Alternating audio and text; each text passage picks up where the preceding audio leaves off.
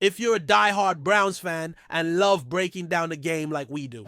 Hit that subscribe button and turn on the bell so you never miss a blitz. The Cleveland Browns offseason has been nothing short of a whirlwind, filled with headline grabbing. Stories that have kept fans on the edge of their seats. From Myles Garrett's trade request drama to the roller coaster of mega contract negotiations and the buzz around quarterback acquisitions, there's been no shortage of news. Yet amid all this noise, some quieter moves may turn out to be the real game changers. One such under-the-radar signing that could quietly redefine the Browns' defense in 2025 is the addition of veteran defensive tackle Malik Collins. While not a blockbuster signing that dominates headlines, this move might be exactly what Cleveland needed to boost its defensive front without breaking the bank or giving up big assets. Heading into free agency, the Browns had modest flexibility to make some incremental upgrades. They weren't in the market for the most hyped names or marquee signings like Milton Williams, largely because the front office remained cautious with salary cap management. Still, Cleveland showed smart fiscal discipline by targeting players who can offer solid value and depth, a strategy often overlooked in favor of flashier splash moves. The signing of Malik Collins fits perfectly into this narrative. It's a 2-year deal worth $20 million, a tidy investment in a player who brings a lot of experience and pass rushing prowess to the defensive line, an area the Browns needed to bolster after parting ways with Dalvin Tomlinson due to cap constraints. Collins, who spent the 2024 season with the San Francisco 49ers, was released unexpectedly before the final year of his contract. This move by San Francisco was largely financial, as the 49ers prioritized big extensions for Brock Purdy and George Kittle, pushing Collins out to free up cap space. This created a golden opportunity for Cleveland, which swooped in quickly, signed Collins.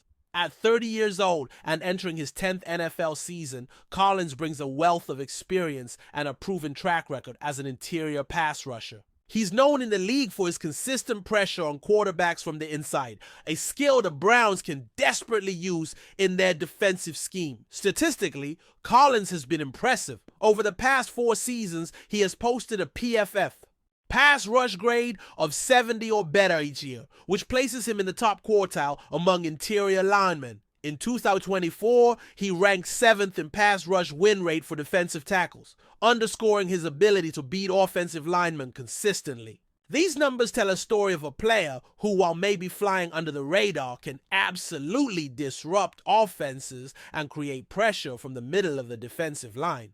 This type of inside pressure is vital in today's NFL, where collapsing the pocket from the inside often forces quarterbacks into mistakes. Where Collins has struggled a bit recently is defending the run, with grades dipping into the low 40s over the past 2 years. This has been a glaring weakness considering the physical demands of anchoring the interior line. However, there's optimism that this shortfall might be addressed by the Browns' defensive scheme and coaching. Jim Schwartz's system emphasizes north-south movement and rapid penetration, which could suit Collins' skill set better than his previous assignments. The presence of additional talent around him on the defensive line should also help, as Collins won't have to shoulder the entire burden against the run by himself. The Browns' defensive line is shaping up to be the backbone of the team, much like it was in 2023, with the addition of first-round pick Mason Graham, who is expected to be an every down 3 technique defender capable of stifling both the run and the pass. The interior line looks much stronger on paper. Collins fits perfectly into this equation as a situational pass rusher, capable of coming in on clear passing downs to wreak havoc on opposing quarterbacks alongside Garrett and Graham. This trio could become a nightmare for offensive lines, combining youth, power, and veteran savvy. This signing might not be the flashiest or most talked about move of the offseason, but the Browns have quietly positioned themselves to improve one of the most important parts of their defense. Veteran presence like Collins provides stability and leadership to a defensive line group that could be pivotal in high-pressure moments. While fans and media have focused on quarterbacks and star defensive players, it's these kinds of calculated, smart signings that often pay off the most in the long run. What makes this move even more intriguing is how it reflects the Browns' current front office strategy. They are balancing the need to remain competitive in the present with fiscal responsibility, avoiding the pitfalls of overpaying for big names who may not fit long-term plans. Collins, with his solid production and relatively modest contract, embodies this philosophy. He's a reliable piece who can immediately contribute without hamstringing the team's salary cap flexibility down the line. Looking ahead to the 2025 season, if Collins can maintain or even elevate his pass rushing success while improving his run defense within the Browns scheme, this signing could be a steal. The Browns have built a strong defensive foundation, and adding Collins' veteran know-how and pressure ability could help elevate the unit to a new level. In a division with strong offenses, having a disruptive interior presence could make all the difference between a playoff run and a middling season. In summary, while the Browns' offseason headlines have been dominated by bigger names and bigger drama, the quiet acquisition of Myles Collins might just be their smartest move. Yet, this signing doesn't grab the spotlight, but it has the ingredients to improve the Browns' defense significantly. If Collins lives up to his past form and adapts well to the new system, the Browns could find themselves much tougher to crack. In 2025, sometimes the best moves aren't the loudest. They're the ones that bring consistent, dependable value week in and week out. Enjoying the content so far? Smash that like button and drop your take in the comments. Will we want to hear what you think about the Browns this season?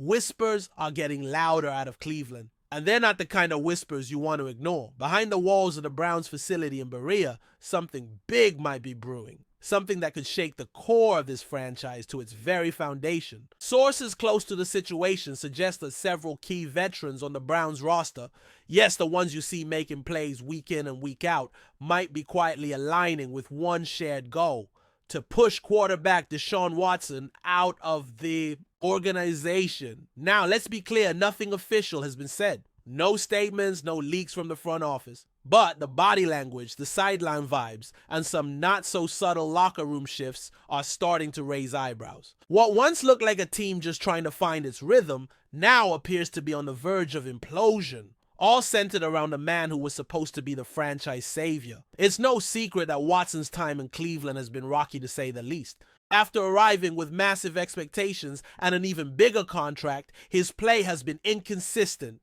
and his availability has been spotty due to both injuries and suspensions. But what might be most damaging is the growing sense among players that he hasn't truly connected with the locker room. Leadership in the NFL isn't just about throwing touchdowns. It's about trust, presence, and owning the moment. And insiders say Watson hasn't exactly lived up to that standard. Some veterans, we're told, feel he's more focused on his own image and narrative than the collective mission. That sense of disconnect can poison a team from the inside. And when star players, leaders of the defense, offensive weapons, guys who've bled for this franchise start feeling that way, that's when things start to shift. What's even more interesting is how calculated this alleged movement seems to be.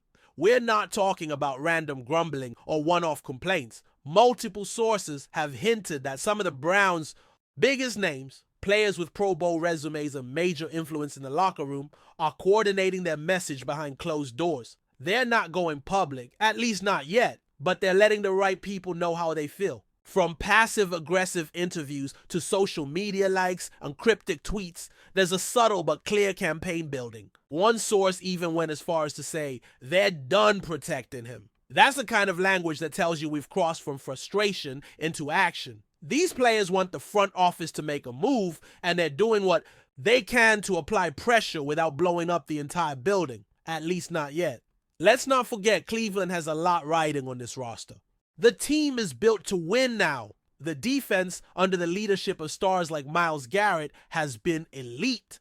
The offensive weapons, from Amari Cooper to Nick Chubb, when healthy, are the kind of pieces most franchises dream of having. But the one position that continues to hold everything back is quarterback. That's the brutal truth. The numbers don't lie, and the eye test only reinforces it. When Watson is on the field, he looks hesitant, unsure, and disconnected. Some insiders believe that confidence in him is gone, not just from the fans or media, but from inside that locker room. And once a quarterback loses the trust of his team, the clock starts ticking. It's not a question of if, it's a matter of when. Now, before anyone starts thinking this is just media-driven drama, there's something you need to consider.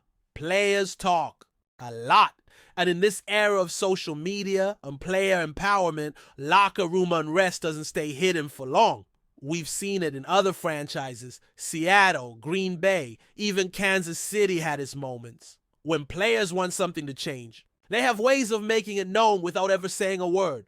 Look at the tone of interviews lately. Look at the clipped responses when asked about Watson's leadership. Listen to the way praise is deflected toward the defense, toward the running game, anywhere but toward the quarterback. It's subtle, but it's loud if you know how to listen. This is no longer about a quarterback underperforming. It's about a team feeling like it's being held hostage by a contract, not a leader. And that contract, oh man, that contract. Let's not pretend this isn't a huge part of the issue. The fully guaranteed $230 million deal Watson signed was unprecedented, and it reset the entire quarterback market in the process. But more importantly for this discussion, it also created massive expectations, both internally and externally. When you sign a deal like that, you're expected to deliver on and off the field.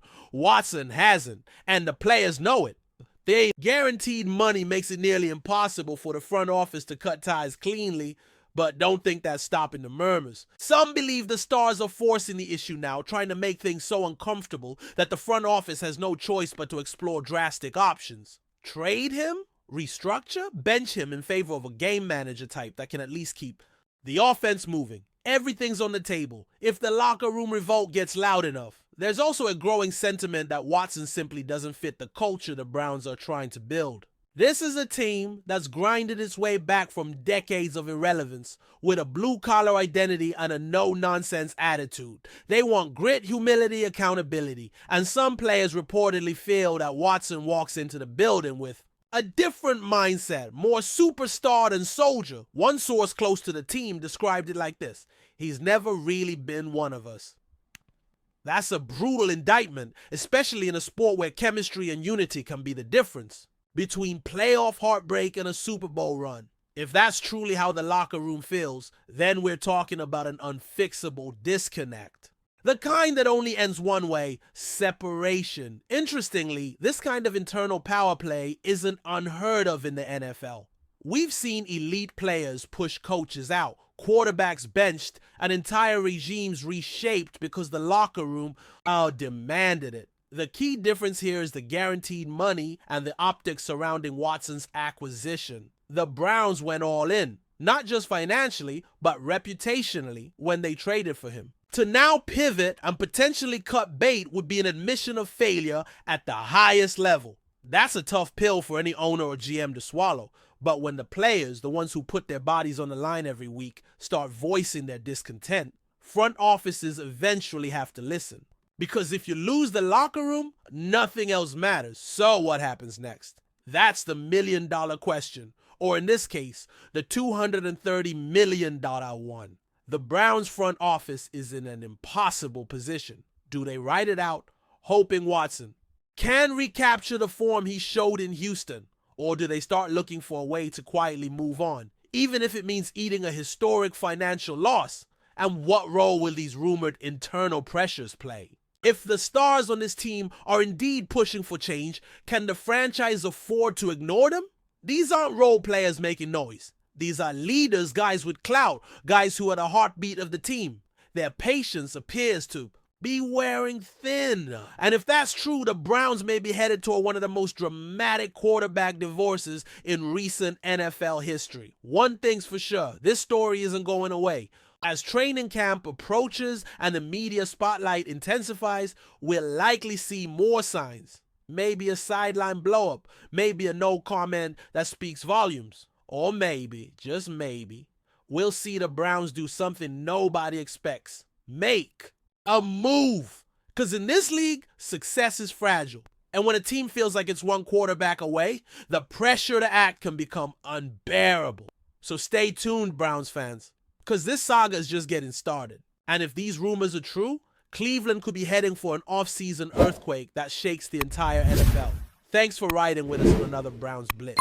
If you like the video, share it with a fellow fan. hit subscribe, and ring that bell so you're always part of the Dawg Pound conversation. Go Browns!